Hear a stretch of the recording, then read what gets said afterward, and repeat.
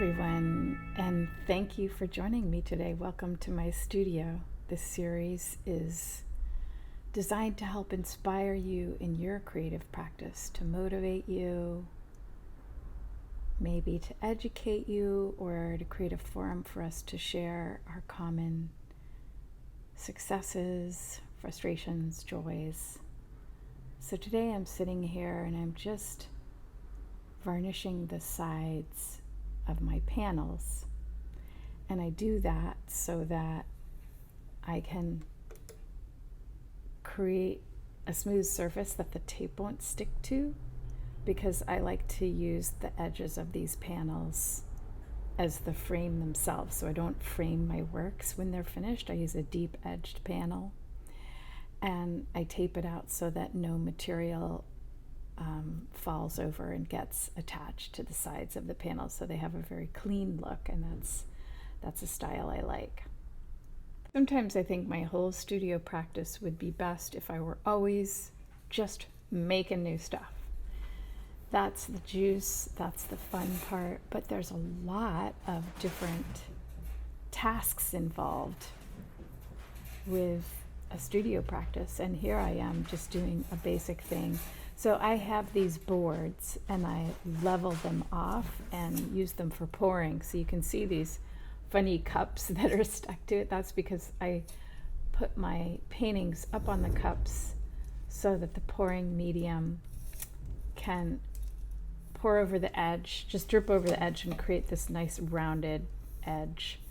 And you can watch my whole series of pouring medium videos and how I use the knife to scrape up stuff and put it on so I don't waste any material. Anyway, once in a while I have to change out the paper because it just gets so clotted and full of dried acrylic pouring medium. So that's what I'm doing here. I'm using Tyvek, which is, home builders might know it as a wrap for a house before the siding is put on. And I finally found it in a non-printed form. I'll put a link below for you. And it's nice because acrylic doesn't stick to it. So I use it as a material that can cover my tables. It's also safe to use for wrapping acrylic paintings with. And it won't stick to acrylic, so I like that. It won't emboss on acrylic. Although I have to say, with my poured paintings, I create a special collar around them, and I do have videos on that, and I can link some of those for how to pack and ship a poured painting, because pouring medium has a little bit different surface when it dries than most acrylic paints and mediums, and it is more susceptible to embossing, and also the smooth glossy surface is a lot more noticeable if you have embossing.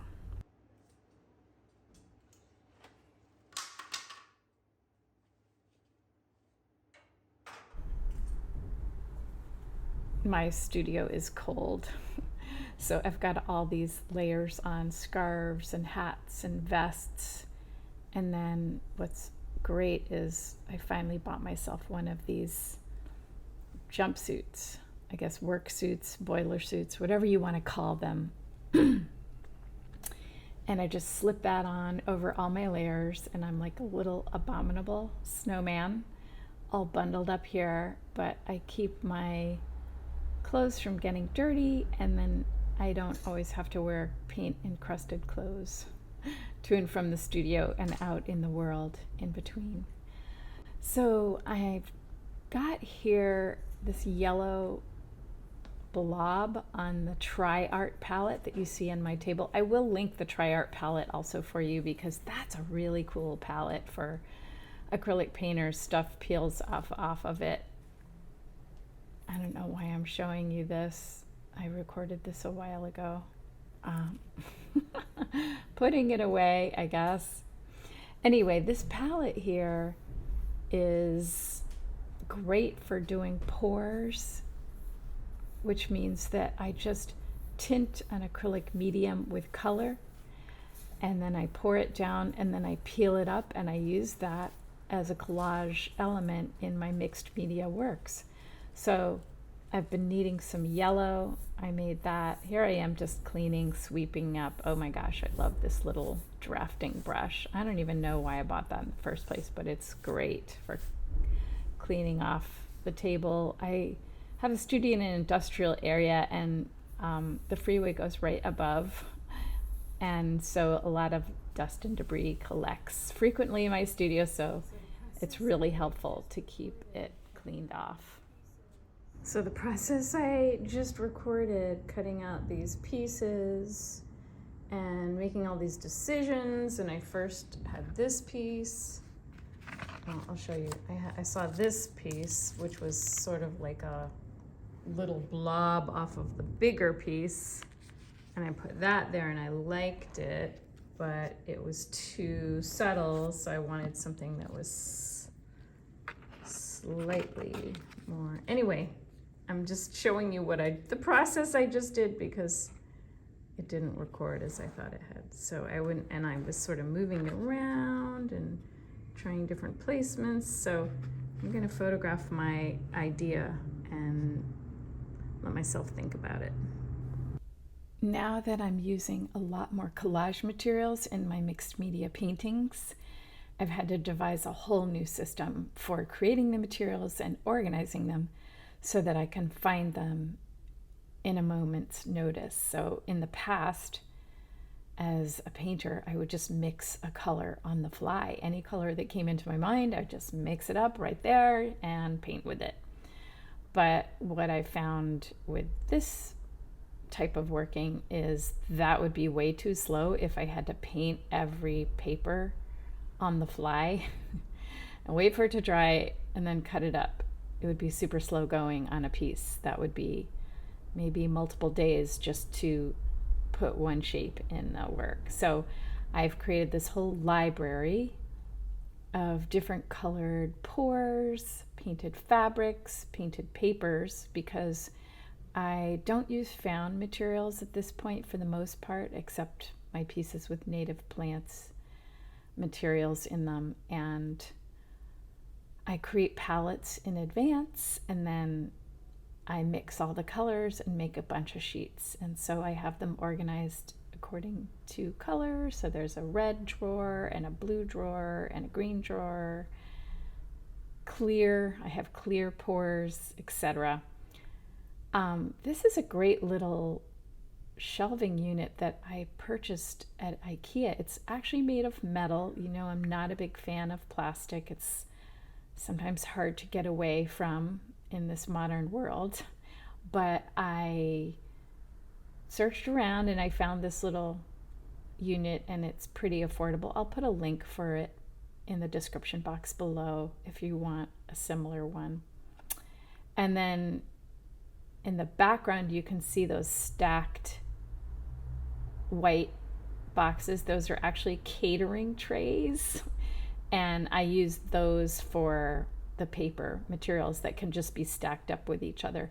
But these medium pours and acrylic sheets need to be separated with silicone release interleaving so that they don't stick to each other. So what we do is we cut sheets of silicone release paper, and they're exact size to fit the drawers, and then each sheet or collection of shapes gets its own silicone release sheet, and then I can stack a whole bunch together. Here I am just organizing the colors, new things that I made, and putting them together. It's been a great system for me. I really balked at how long it took to set it up. I just want to make stuff all the time. I'm like a little kid being asked to fold her clothes or something, or put her toys away. But when I can let that side of me that can organize things have her day, then I'm actually a much happier creative person when I take the time to do these things. As tedious as it may seem, but actually you can tell I'm kind of in a zone here. I'm really enjoying it. I listen to music sometimes or a podcast, and I just kind of get in the mode of it. Also, just being present with myself and present with my difficult emotions makes a huge difference for me. Not resisting them and not running away from them, but just being present with how I feel about all the different tasks involved with being an artist or being a creative person. What about you? How does that function for you? Do you have things that you really don't want to do in your studio? And do you have any strategies to share about how you work your way through them? Another favorite tool is Post-its. I always have Post-its in the studio and a Sharpie. I write notes to myself about my work. Here I'm actually using them to make little labels that will be easily removable, as opposed to tape, which can leave a sticky residue behind. So I'm just labeling each color. Again, I can just find it so much more quickly. Labeling, my friend and yours. What in your life needs labeling? Do you ever make a system, put stuff in it, and then forget what your system was? I know I have. I've put things away and then I wonder where they are. But labeling, that saves the day. Highly recommended. If you struggle with organization, I actually do have a couple of videos on that, and I will link those as well. I find that, yes, we're right brain dominant, a lot of us, and that sometimes means that organizational stuff doesn't come as naturally to us. And that doesn't mean that we can't do it, and one person's organizational system will not look like another's. There's no right way to organize your materials. It's whatever works for you. It's all about supporting your inner creative part. Thank you for joining me in my studio again. I hope you're enjoying this series. Let me know what's on your mind. Did you relate to anything in it? Hope you've watched the other ones. If not, we will link that below. And subscribe so you get notified when the next one comes out. I always love questions too. Please feel free to send them in the comments below or over on Instagram. See you next time.